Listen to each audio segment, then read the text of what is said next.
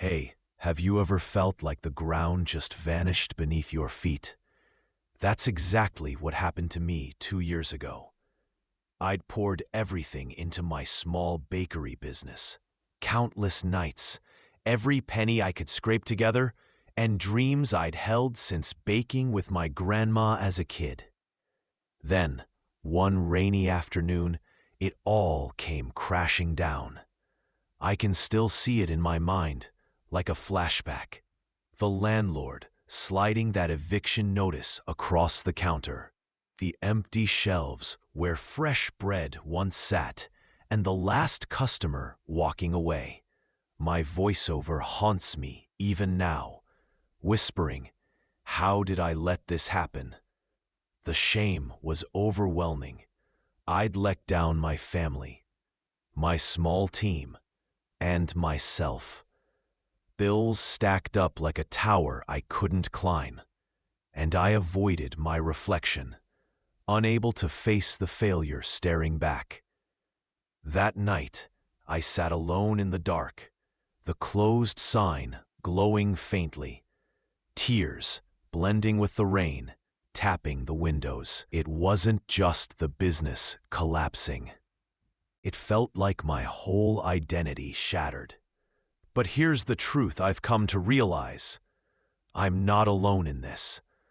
So many of you have felt that sting, whether it's a lost job, a broken relationship, or a dream slipping through your fingers.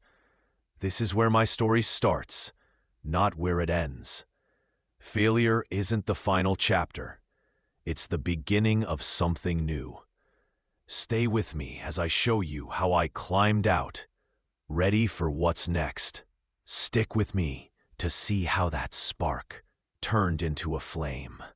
Ready to keep going? After that devastating day, the weeks that followed were a blur of despair. I moved back into my parents' cramped basement, surrounded by boxes of unsold bakery goods I couldn't bear to throw away. My voiceover replays those nights, whispering, "I thought I'd never recover. Everyone must think I'm a failure." The silence was deafening. Friends stopped calling, and the mirror showed a stranger, pale, tired, broken. I'd lie awake, tallying debts I couldn't pay, feeling the weight of every dream I'd lost. One morning I tried baking again, but the dough wouldn't rise, and I just sat there, staring at the mess, tears falling into the flour. That was my rock bottom. Hopelessness so thick I could barely move. Yet in that darkness, a tiny spark flickered. I remembered my grandma's words. Even the worst storms pass. It wasn't much, but it was enough to make me wonder if I could find a way out. If you've ever felt this low, know you're not alone. This is where the real fight begins. Living in that basement. I thought I'd hit a dead end, but one evening changed everything. It was a quiet night, about a month after the bakery closed, when my old friend Aisha stopped by with a cup of tea. I can still see it in my flashback. Her sitting on the edge of my bed, saying, "You're not done yet. Let's figure this out together." My voiceover kicks in, soft but determined. Maybe there's a way back. That spark ignited when she suggested selling my recipes online, a small online store. At first, I hesitated, doubting anyone would buy from a failed baker. But the next day, I dusted off my laptop and posted a single recipe video. The response was slow, just a few likes, but it felt like a lifeline. I started small, baking in my parents' kitchen, shipping orders myself, and learning digital marketing from free YouTube tutorials. By the end of that week, I'd made my first $50. Tiny, but mine. That moment taught me resilience isn't loud. It's the quiet choice to try again. If you're stuck, look for your spark. Maybe it's a friend, a skill, or a new idea. This wasn't a victory yet, but it was the turn I needed. Stay with me to see how this grew. Ready for the climb? With that first $50 in my pocket, I knew I had to keep pushing. Those early months were tough. Late nights filming recipes, packaging orders in my parents' kitchen, and learning social media tricks from scratch.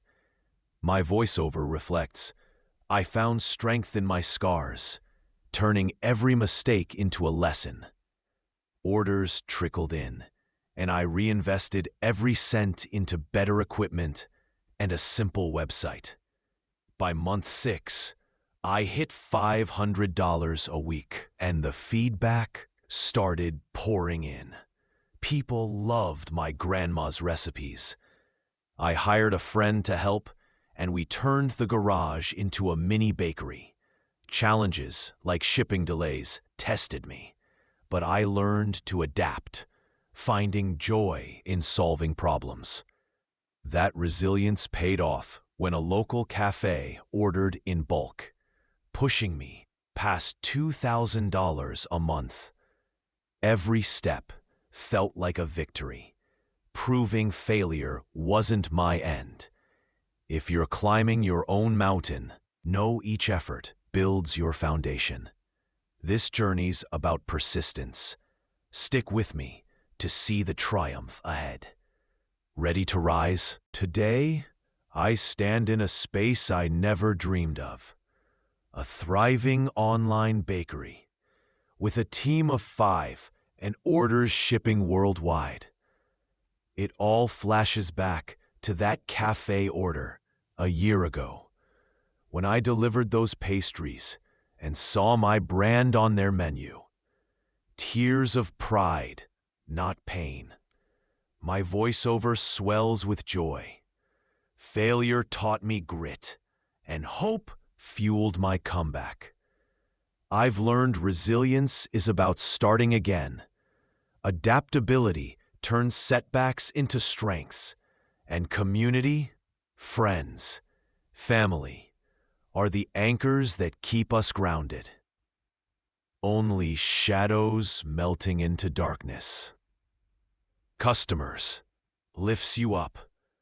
Last month, we hit $10,000 in sales, and I'm expanding with a physical store.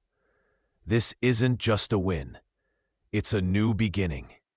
If you faced failure, know your story isn't over. Take one step, try a skill, seek support, believe again. Share your comeback in the comments or on X with hashtag #FailureToVictory.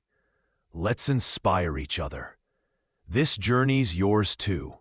Start where you are